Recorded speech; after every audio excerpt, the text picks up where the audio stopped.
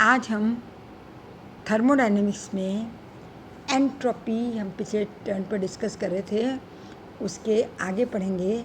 तो सबसे पहले हमारा आज का टॉपिक है मानक एंट्रोपी या स्टैंडर्ड एंट्रोपी।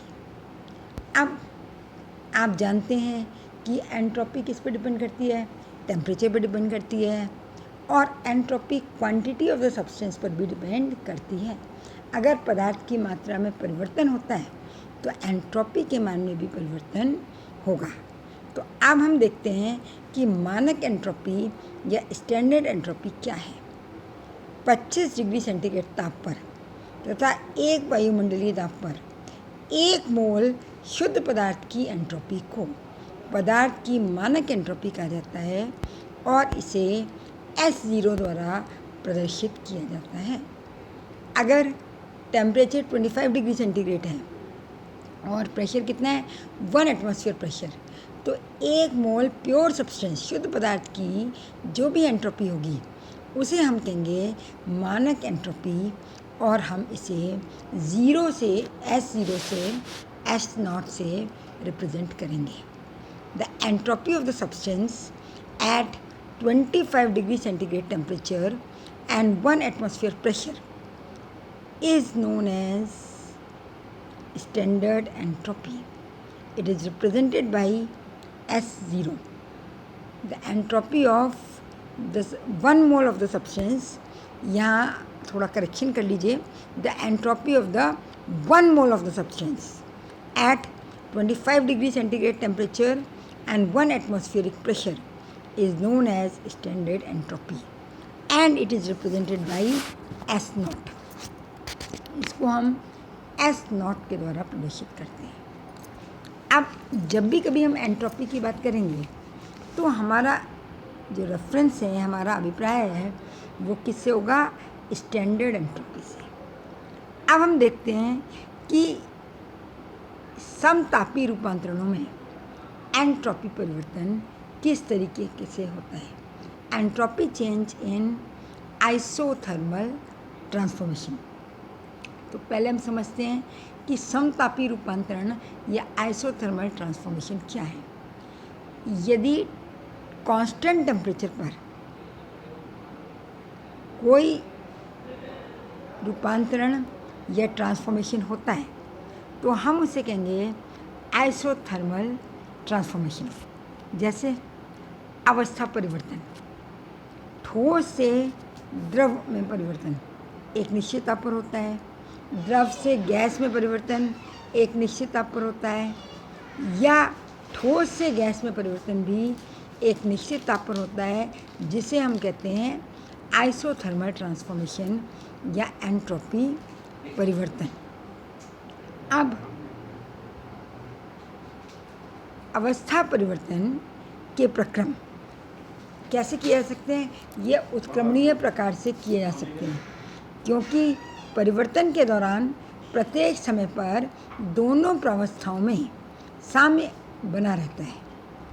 अतः किसी समतापी रूपांतरण में एंट्रोपी परिवर्तन का मान ऊष्मा की उस मात्रा से ज्ञात कर सकते हैं जो निकाय के उत्क्रमणीय प्रावस्था परिवर्तन के लिए आवश्यक हो। हम ये जानते हैं कि आइसोथर्मल ट्रांसफॉर्मेशन जो होते हैं उनमें हमेशा इक्विलिब्रियम बना रहता है, अतः हम कह सकते हैं कि ये रिवर्सिबल या उत्क्रमणीय होते हैं। तो क्योंकि ये प्रक्रम उत्क्रमणीय होते हैं, इसलिए एंट्रोपी परिवर्तन का मान हम कैसे निकालेंगे? ऊष्मा की उस मात्रा से ज्ञात कर सकते हैं जो निकाय के उत्क्रमणीय प्रावस्था परिवर्तन के लिए आवश्यक हो। The process of state change are reversible process because in isothermal transformation at every time both the phases are in equilibrium. Both the phases are in equilibrium. अब हम इसके एग्जाम्पल लेते हैं जिससे हम इसको और अच्छी तरीके से समझ सकें। तो इसका पहला एग्जाम्पल है द्रव अवस्था से वाष्प अवस्था में परिवर्तन। Change from liquid phase two vapour phase. अगर हम स्थिर दाब पर 1 मोल पदार्थ को अपने क्वथनांक पर द्रव अवस्था से वाष्प अवस्था में परिवर्तन करें, उत्क्रमणीय रूप से होगा ये, तो उस पदार्थ की मोलर वाष्पन ऊष्मा डेल्टा एच वी पी हो, डेल्टा एच वी पी मतलब वेपराइजेशन हो, तो हम कह सकते हैं वाष्पन प्रक्रम में एंट्रोपी में परिवर्तन कितना होगा, डेल्टा एस वेपराइजेशन होगा। तो डेल्टा एस वेपराइजेशन किसके बराबर होगा, ये बराबर होगा delta H vaporization upon T B. T B क्या है, बॉइलिंग पॉइंट या क्वथनांक। हमने माना स्थिर दाब पर 1 मोल पदार्थ है जो द्रव अवस्था से वाष्प अवस्था में परिवर्तित हो रहा है। किस ताप पर होगा, क्वथनांक पर, बॉइलिंग पॉइंट। कितना है बॉइलिंग पॉइंट, टी बी। अब इस प्रक्रम में मोलर वाष्पन ऊष्मा ये कहलाएगी अवशोषित ऊष्मा की मात्रा, ये कहलाएगी मोलर वाष्पन ऊष्मा delta H we A P. क्यों, क्योंकि डेल्टा एच किस प्रक्रिया में हो रहा है, वाष्पन। तो एंट्रोपी में परिवर्तन को हम कैसे लिख सकते हैं, delta S V A P vaporization is equal to delta H vaporization upon T B boiling point. यानी अगर हम वाष्पन की ऊष्मा को क्वथनांक से वो टेम्परेचर जिस पर वाष्पन हो रहा है भाग दे दें, तो हम क्या निकाल सकते हैं, वाष्पन के दौरान एंथैल्पी में होने वाला एंट्रोपी में होने वाला परिवर्तन, एंट्रोपी में होने वाला परिवर्तन, जबकि द्रव जो है वो वाष्प में परिवर्तित हो रहा है। तो इस तरीके से हम डेल्टा एस वाष्पन या डेल्टा एस वेपराइजेशन का मान ज्ञात कर सकते हैं। दूसरी अवस्था है जब ठोस अवस्था से द्रव अवस्था में परिवर्तन हो रहा है। तो हम जानते हैं ठोस अवस्था से द्रव अवस्था में वो ताप क्या कहलाएगा, वो ताप जब ठोस अवस्था से द्रव अवस्था में परिवर्तन होता है वो कहलाता है गलनांक या फ्यूज़न टेम्परेचर। तो वो उसको हम कैसे व्यक्त करेंगे, टी एफ गलनांक।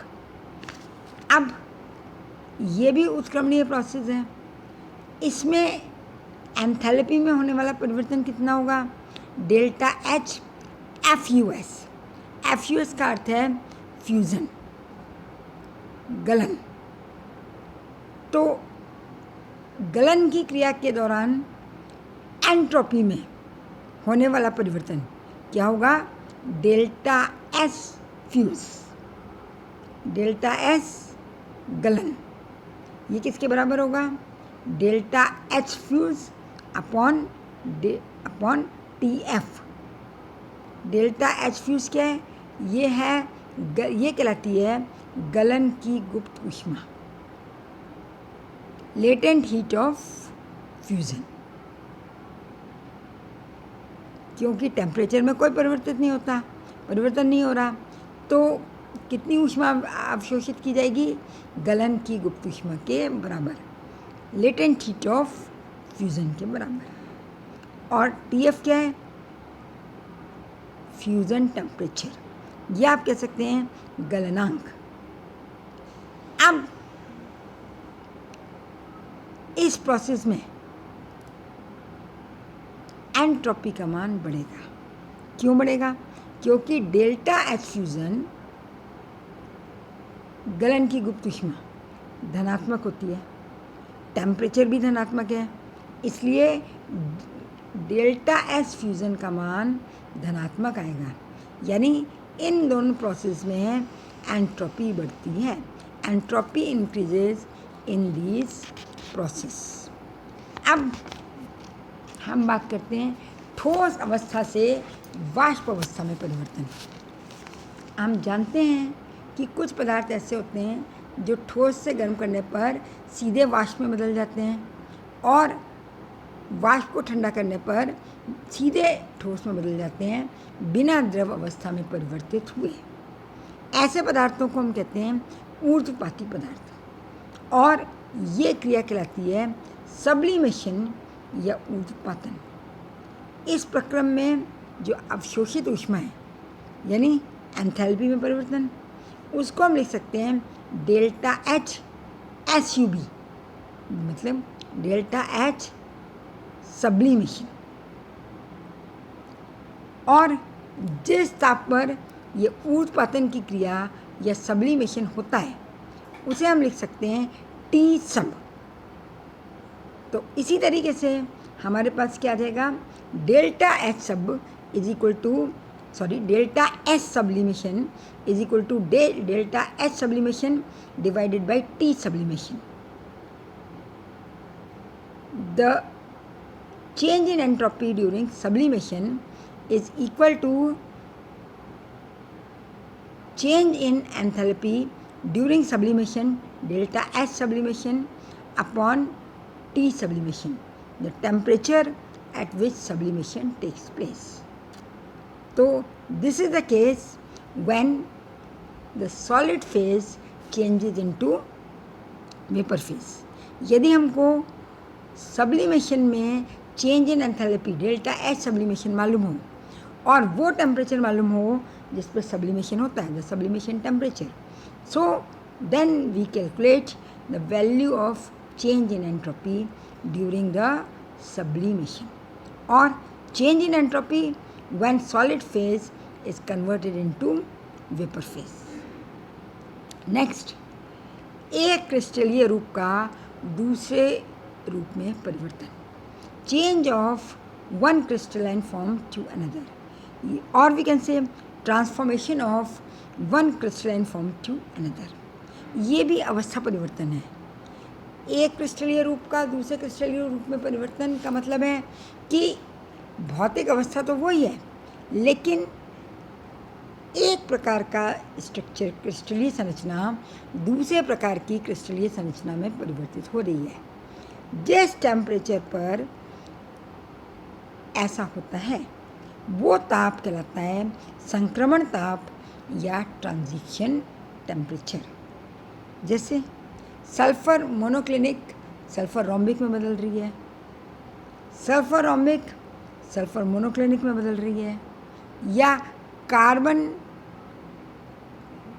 का एक एलोट्रोपिक फॉर्म ग्रेफाइट डायमंड में बदल रहा है दूसरे एलोट्रोपिक फॉर्म में, या डायमंड जो है वो ग्रेफाइट में बदल रहा है। तो ये होता है transformation of one crystalline form to another, एक क्रिस्टलीय रूप का दूसरे क्रिस्टलीय रूप में परिवर्तन। हम जानते हैं कि संक्रमण ताप कैसे लिखेंगे, T कैपिटल T सबस्क्रिप्ट में small t, capital T temperature के लिए और स्मॉल t ट्रांजिशन। संक्रमण ताप पर कोई ठोस एक क्रिस्टलीय रूप से दूसरे क्रिस्टलीय रूप में परिवर्तित होता है तो उस ठोस की एक मोल मात्रा के लिए एंट्रोपी में परिवर्तन हम किस तरीके से निकालेंगे, ये बराबर होगा delta S T is equal to delta H T upon T T. क्या मतलब हुआ, डेल्टा एस टी है कि एंट्रोपी में होने वाला परिवर्तन मानक, तो यानी एक मोल के लिए। डेल्टा एस टी क्या है, एक मोल अपरूप के एक मोल दूसरे अपरूप में बदलने पर एंथैल्पी में होने वाला परिवर्तन, या हम इसको कहते हैं मोलर संक्रमण ऊष्मा, molar heat of transition divided by T, संक्रमण ताप या ट्रांजिशन टेम्परेचर। तो इस तरीके से हमने देखा कि इस तरीके से हमने देखा कि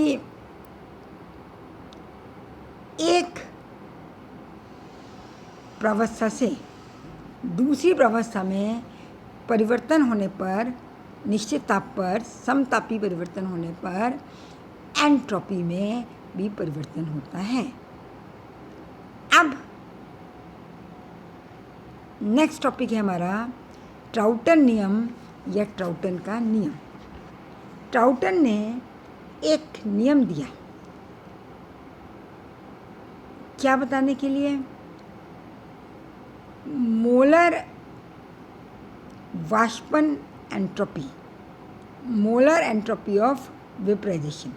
उन्होंने कहा कि सामान्य क्वथनांकों पर अधिकांश द्रवों के लिए मोलर वाष्पन एंट्रोपी का मान लगभग समान होता है।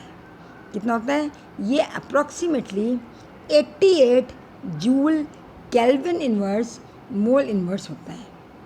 इस नियम को हम कहते हैं ट्राउटन का नियम। Liquids having normal boiling point possess same molar entropy of vaporization which is approximately equal to 88 joule Kelvin inverse mole inverse। अब देखिए, सामान्य क्वथनांकों पर मतलब ना तो बॉइलिंग पॉइंट बहुत कम हो और ना बॉइलिंग पॉइंट बहुत ज़्यादा हो, तो डेल्टा एस वेपराइजेशन का मान approximately 88 joule kelvin inverse mole inverse होता है। अब हम जानते हैं कि delta S vaporization is equal to delta H vaporization divided by T B. हमने देखा, ये देखिए, delta H vaporization is equal to delta H vaporization upon T B. अब अगर हम डेल्टा एच वेपराइजेशन निकालना चाहें तो क्या delta S vaporization into T B, ठीक है ना। अब delta S vaporization is equal to 88, तो delta H vaporization is equal to 88 into T B joule mole inverse. अब यदि हमें किसी द्रव का क्वथनांक या बॉइलिंग पॉइंट ज्ञात है तो हम उस द्रव के लिए वाष्पन की गुप्त ऊष्मा या डेल्टा एच वेपराइजेशन का मान ज्ञात कर सकते हैं। If we know the boiling point of the liquid, then by multiplying this boiling point with 88, we can know the value of delta H vaporization, यानी latent heat of vaporization, वाष्पन की गुप्त ऊष्मा या latent heat of vaporization निकाल सकते हैं। तो ये नियम उन द्रवों पर, अब इसमें कुछ लिमिटेशंस भी हैं। ट्राउटन का नियम उन द्रवों पर लागू नहीं होता है जिनमें संगुणन यानी एसोसिएशन होता है, जैसे जल, अल्कोहल, एमीन्स। इन लिक्विड्स में क्या होता है, मॉलिक्यूल आपस में मिलकर एसोसिएट होकर हो जाते हैं, जिससे इनके मॉलिक्यूल्स की संख्या कम हो जाती है। तो इस केस में ट्राउटन का नियम लागू नहीं होता। अब ये नियम लागू तब भी नहीं होगा जब द्रव का क्वथनांक बहुत कम है, यानी अगर बॉइलिंग पॉइंट 150 केल्विन से कम है तो ट्राउटन का नियम लागू नहीं होता। यानी ये नियम उन द्रवों के लिए लागू नहीं होता जिनके क्वथनांक 150 केल्विन से कम है। या हम कह सकते हैं कि इसके लिए द्रव का क्वथनांक 150 केल्विन से अधिक होना चाहिए। तो क्या कंडीशन होनी चाहिए? There must be no association of molecules in the liquid, and the boiling point of the liquid must be greater than 150 Kelvin. So this is about the Tauten's rule. This is all for today. Next lecture में हम इसके आगे पढ़ेंगे. So thank you.